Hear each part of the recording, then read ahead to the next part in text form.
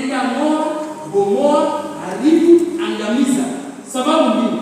Ili ukishamaliza kubomoa na kuharibu na kuangamiza, uweze kufanya nini? Kupanda na kufanya nini?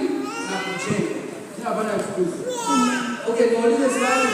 Unaweza jenga mahali kitu kimesimama. Kisikiko hapa tunataka kujenga nyumba. Tutajenga bila kisikii. Si lazima ukimoe ndio uweze kujenga. Ndio Biblia inasema tunafanya hivi yote ili tuweze kupanda. Unaweza shamba ile kuna kichaka na upande mahindi. Si lazima umoe kichaka ndio upande mahindi. Amen. Hata kiroho before chochote kikue ndani yako lazima kwanza umoe kilichokuwepo. Amen. Lazima umoe tamaduni za kwenu.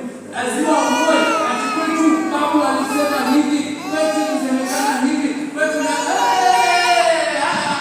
moa hiyo ni kupande ya Mungu. Bomoa ili ujenge ya Mungu. Ni kazi yako mpendwa. Ni kazi yetu mpendwa. Ni jukumu letu.